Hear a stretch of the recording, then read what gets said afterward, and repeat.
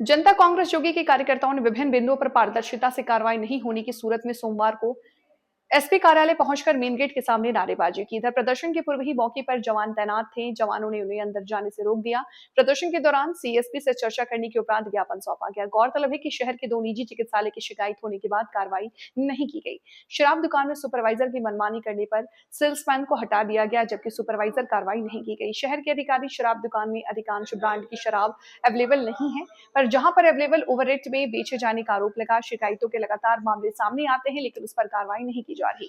महाराष्ट्र और मध्य प्रदेश निर्मित शराब राजनांदगांव जिले में पकड़ रही है और बॉर्डर के क्षेत्र में थाने के पुलिस जवान क्या जांच नहीं कर रहे। जोगी कांग्रेस के कार्यकर्ता आपके इन सारे मामलों पर कई शिकायतें दर्ज की जा चुकी है, लेकिन कार्रवाई अब तक नहीं हुई। अगर 1 सप्ताह के भीतर कार्रवाई नहीं होती है तो जोगी कांग्रेस चक्का जाम करेगी। इस मांग को लेकर आज प्रमुख 8 बिंदुओं पे हमने एसपी ऑफिस का घेराव किया और उसमें ज्ञापन दिया है।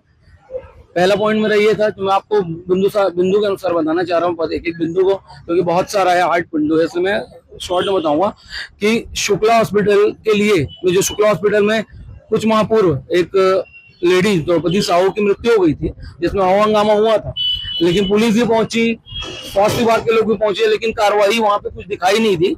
अगर कार्रवाई करें हैं तो हमने बोला कि अगर कार्रवाई की हो तो एक लिखित में मुझे एक चाहिए कि आपने कार्रवाई क्या किया था, और कार्रवाई नहीं की हो तत्काल प्रभाव से कार्रवाई करो। ये मैं एक पहला मांग था। दूसरा मांग ये था कि दीक्षित हॉस्पिटल आयुष्मान कार्ड योजना के अंतर्गत आता है, लेकिन उसके बावजूद भी जब वहां पे आज पिछले साल मृत्यु हो गई थी, उसके बाद उन लोगों ने पैसा लौटाया। जब आयुष्मान भारत योजना के तहत पैसा लेना ही नहीं है तो पैसा लिया क्यों था? और लिया है इसलिए लौटाया और एक्सेप्ट भी किया अपनी गलती को। तो वहां पे 3 पुलिस वाले भी थे और बकायदा हमने शिकायत की थी कि आयुष्मान भारत योजना के अंतर्गत आने के बाद भी हॉस्पिटल वाला पैसा ले रहा है, इसका लाइसेंस निरस्त किया जाए, जो पैसा लिया इसकी भरपाई की जाए, इसके ऊपर कार्रवाई की जाए। अब तक कार्रवाई नहीं हुई है। एसपी ऑफिस में पूर्व में ज्ञापन दिया जा चुका था, तो एक मांग ये था कि उसमें कार्रवाई की। तीसरा मांग मेरा ये था कि जो अभी आप जान रहे हैं कि हाल ही में राजनांदगांव की शराब दुकानों में बहुत सारी शराब उपलब्ध नहीं है।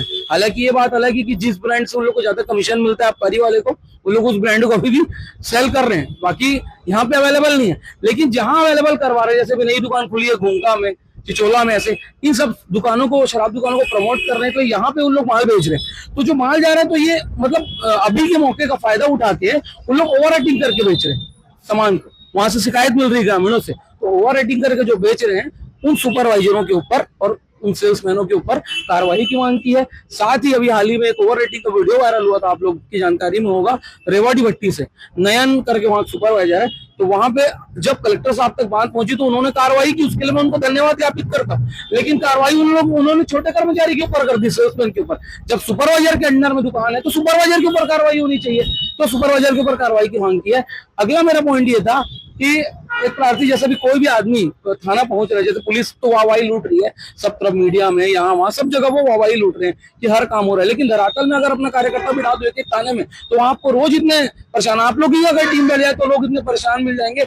आवेदन ले लेते हैं, 6-6 महीने हो जाता है, कार्रवाई नहीं करते। वैसे एक मामला है, एक व्यक्ति द्वारा, आकाश साहू नामक व्यक्ति को 8 अंगूठी उसका सोने का, लगभग 8 लाख रुपए की लागत पर उसको चूतिया बना के पैसे का लालच देके उसको लेकर के गया और मणिपुरम गोल्ड लोन यहीं पे बस स्टैंड का वहां पे गिरवी रखवा दिया।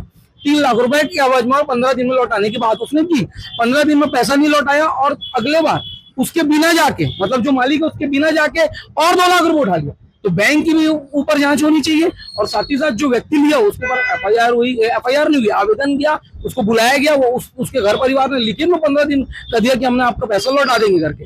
15 दिन नहीं, आज 3 महीना हो गया, आवेदन दिए 6 महीना हो गया। उसके बाद वो खुद हॉस्पिटल में एडमिट था, मरने की कंडीशन, बोले कि वो आके सामने बोलेगा तो हम लोग कर देंगे। टीआई ने बोला, उसको लाके सामने बिठाया, उसने अपना बयान दिया। उसके बाद ये लोग बोलते हैं कि अब फेना देंगे, तो फेना के आदमी आए हैं, पुलिस वाला कार्रवाई करवाने आता है। अगर कोर्ट ही जाना है हर मामले के लिए तो थाने के ऊपर थाने बंद कर देने चाहिए, आदमी कोर्ट ही चले जाए। उसके बाद अगली मांग, लास्ट आखिरी मांग ये थी मेरी, 2 मांग को मैं एक साथ उसमें इंक्लूड कर दूंगा कि जब शराब बाहर की महाराष्ट्र निर्मित शराब और मध्य प्रदेश निर्मित शराब राजनांदगांव शहर जिले के अंदर पकड़ा रही है अंदर में, तो जो बॉर्डर में थाने वाले लोग हैं, जो जांच कर वाले लोग हैं, उन लोग क्या कर रहे हैं?